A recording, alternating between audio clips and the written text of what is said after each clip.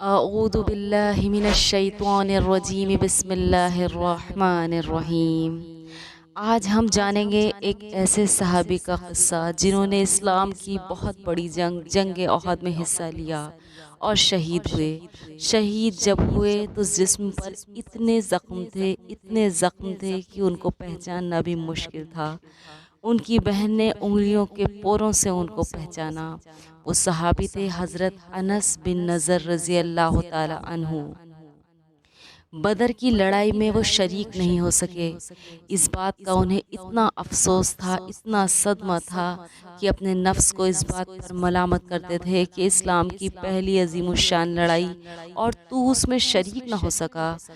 ان کی تمنا تھی کہ کوئی دوسری لڑائی ہو تو اپنے حوصلے پورے کروں۔ اتفاق سے احد کی لڑائی پیش آ گئی جس میں یہ بڑی بہادری اور دلیری سے شریک ہوئے۔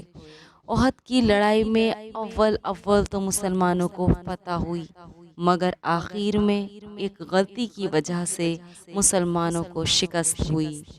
وہ غلطی یہ تھی کہ حضور اکرم صلی اللہ علیہ وسلم نے کچھ آدمیوں کو ایک خاص جگہ مقرر فرمایا تھا کہ تم لوگ اتنے میں نہ کہوں اس جگہ سے نہ ہٹنا، کہ وہاں سے دشمن کے حملہ کرنے کا اندیشہ تھا۔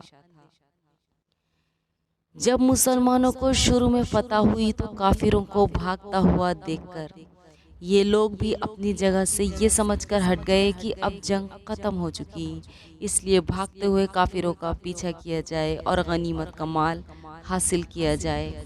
اس جماعت کے سردار نے منع بھی کیا کہ حضور صلی اللہ علیہ وسلم کی ممانعت تھی، تم یہاں سے نہ ہٹو، مگر ان لوگوں نے یہ سمجھا کہ حضور صلی اللہ علیہ وسلم کا ارشاد صرف لڑائی کے وقت کے واسطے تھا۔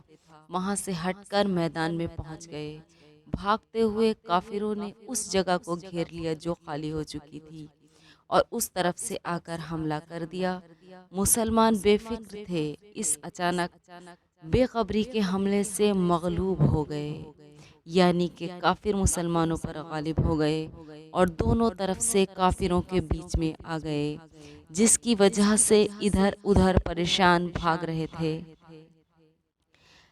اس وقت حضرت انس رضی اللہ تعالی عنہ نے دیکھا کہ سامنے سے ایک دوسرے صحابی حضرت سعد بن معاذ رضی اللہ تعالی عنہ آ رہے ہیں۔ ان سے کہا، اے سعد، کہاں جا رہے ہو؟ خدا کی قسم، جنت کی خوشبو احد کی پہاڑ سے آ رہی ہے۔ ان سے کہا کہ اے سعد، کہاں جا رہے ہو؟ خدا کی قسم، جنت کی خوشبو احد کے پہاڑ سے آ رہی ہے۔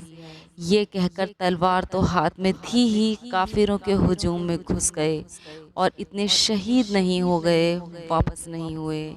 شہادت کے بعد ان کے بدن کو دیکھا گیا تو چھلنی ہو گیا تھا۔ 80 سے زیادہ زخم، تیر اور تلوار ان کے بدن پر تھے۔